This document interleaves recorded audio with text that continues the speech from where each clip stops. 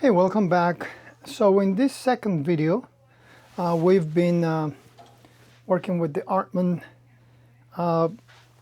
laptop enclosure charging station. And basically I've just been kind of fiddling around with how I'm going to be wiring this. You'll see the number there on the side. I just came out with this numbering system. And for now, I am avoiding the sides. So that would be slot number 1 and slot number 15. And that would go same thing with slot 30 and 16. Just basically I see a design flaw here. More than a design flaw, just a problematic thing, which is this screw on the side. You know, you're going to be in and out with laptops there. And that they're going to scratch, like this one up here, same thing. They're going to scratch the laptop as, you know, people are putting things in and out. So either I'm going to, if I were to use it, I would have to cover this with some felt material, and this one as well. And that would most likely take care of the problem, because I didn't like the fact that my first laptop, I was just testing it on slot number 1. And it surely did get scratched right there. So that's people there from Artman. That's I guess a request. If you guys can fix this up, just make sure to either come up with a better way to mount those, set up the screws, whether they're flat screws versus, you know, this one sticks out, and with some type of felt plastic cover that it would just then not damage the laptops as you know, shove them in and out. So that's the one thing. So but now what we're going to do is we're going to work with how I'm going to be wiring this, and this is just my idea of how to do it. You're free to do it your way. I just find this one makes sense for me for the size of laptops that I have. These are 15-inch laptops, so the way I had it, they're going to be in this position. So this specific laptop, and this is the one that got scratched, by the way.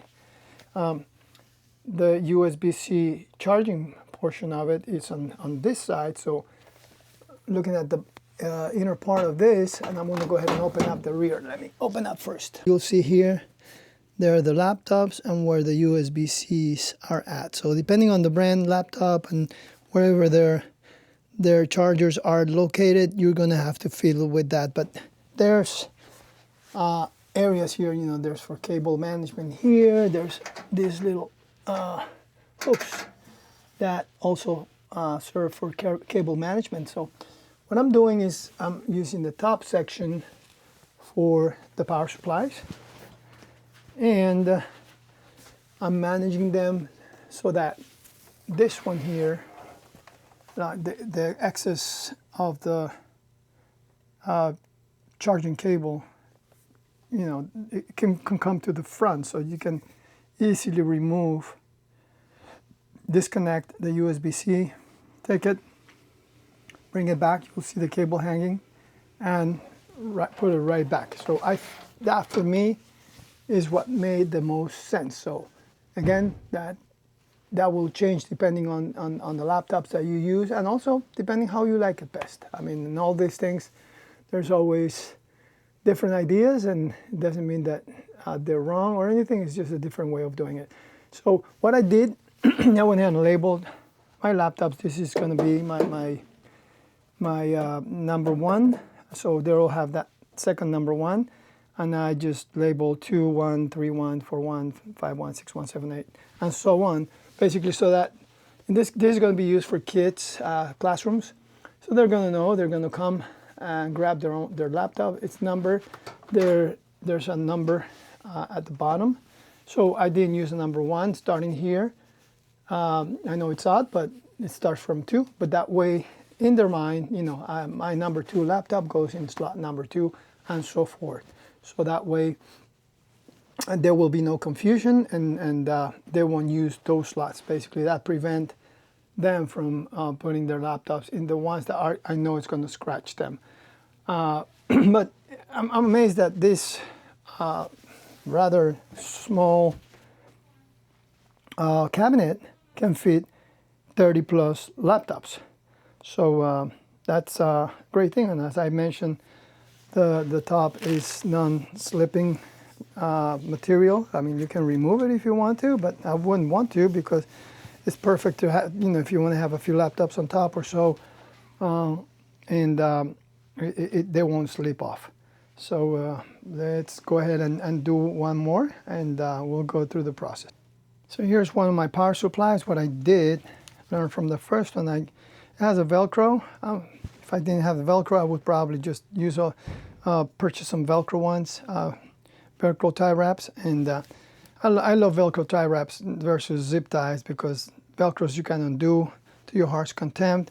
When you do zip ties, it's just horrible because you have to cut and they're not reusable. So I'm just grabbing it this way, and I'm gonna just set it up right above here along with this other one.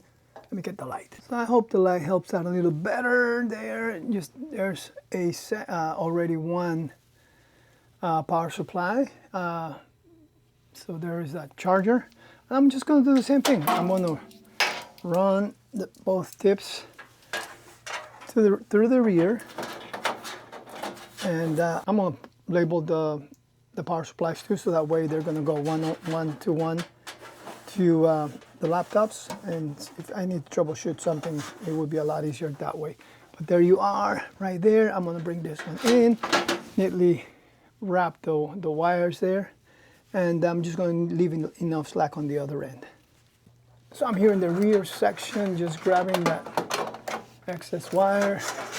So what I'll do is I'm simply going to connect my second cable here, and see, look at that power strip. You have plenty of connections there.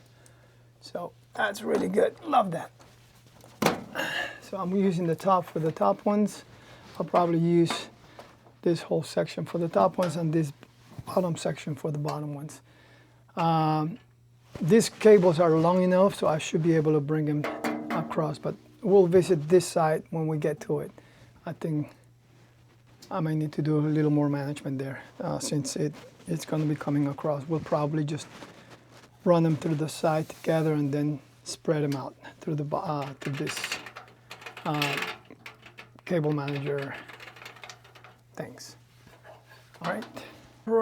It's going to probably be hard to see. I'm trying to do my best with the light here, but the first one is going